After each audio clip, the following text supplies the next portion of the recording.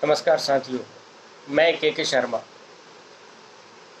सनातन धर्म के मुद्दे पर हम बात कर रहे थे और मैंने चर्चा किया था कि हमारे सनातन धर्म के धर्मावलंबियों में, हिंदू धर्म के जो धर्मावलंबी हैं, हिंदू लोगों में एक जो कमी है, और वो कमी है, उसका नाम है जातिवाद। इसके बारे में हम बात कर रहे थे, तो उसी चर्चा को आगे बढ़ाया जाए।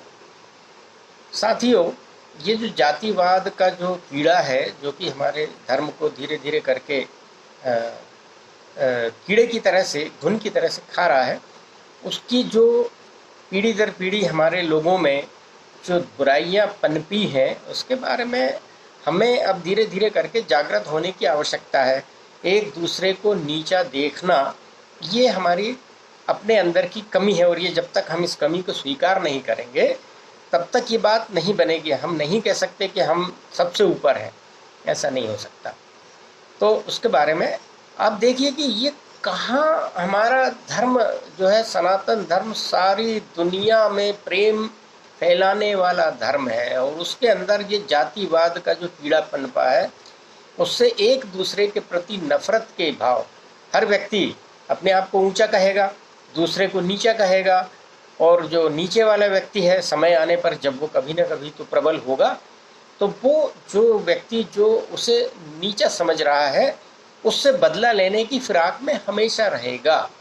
ये वृत्ति होना स्वाभाविक है, ये मनुष्य का स्वभाव है।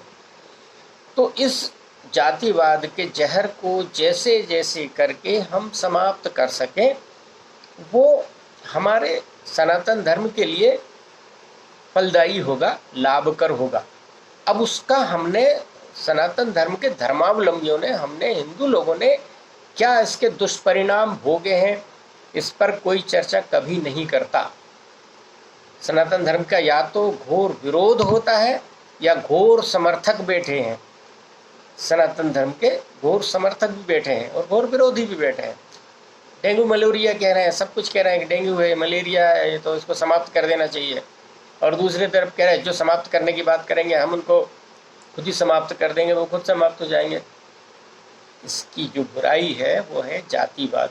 जातिवाद यदि धीरे धीरे करके हम समाप्त करने के लिए, हम मतलब हमारे धर्मावलंबी और हमारे धर्माचार्यों का काम है ये, इसे समाप्त करना चाहिए। देखिए, अब मैं आज इस बारे में विशेष रूप से ये चर्चा करना चाहता हूँ कि आपने इसका क्या नुकसान उठाया है, इस पर कभी कोई विचार नहीं करता।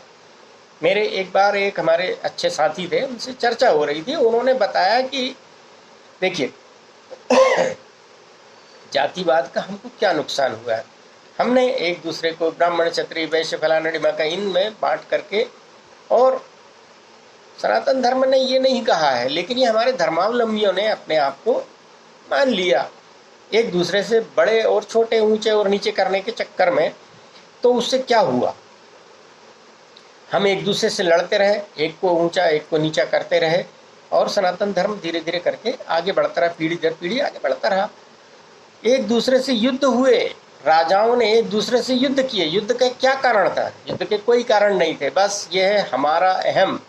वो राजा एक दूसरे राजा को एक दूसरे से छोटा समझता था।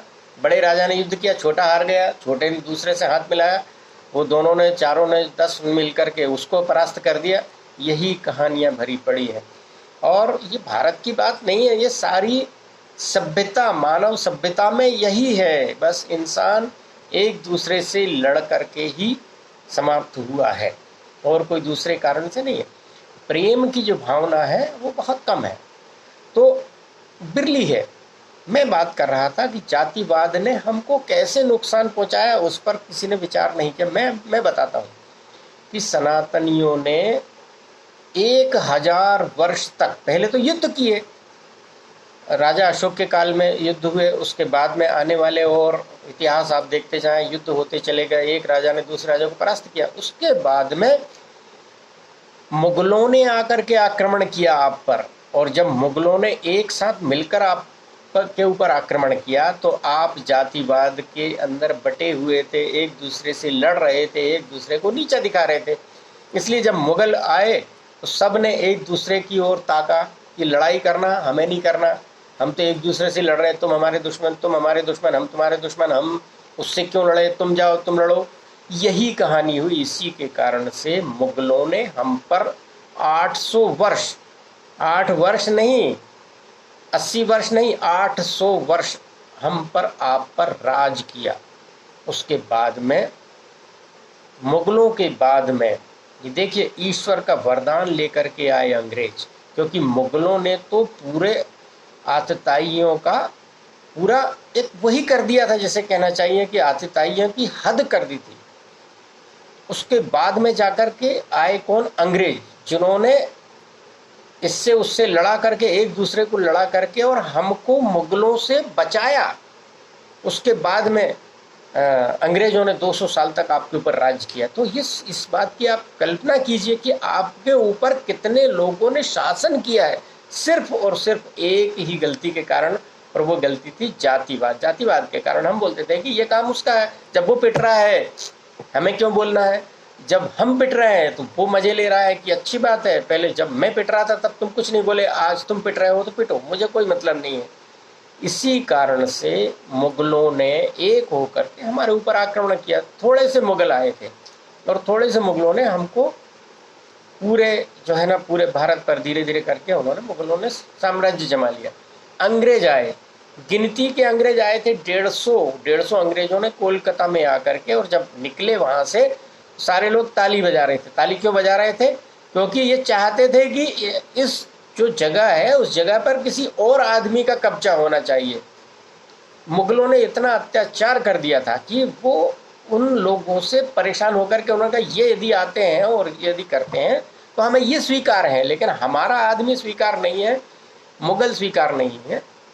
इसके कारण से ये जातिवाद की जो जड़ें हमारे हिंदू धर्म में है, इसे समाप्त कैसे किया जाए उस पर हम चर्चा करते रहेंगे।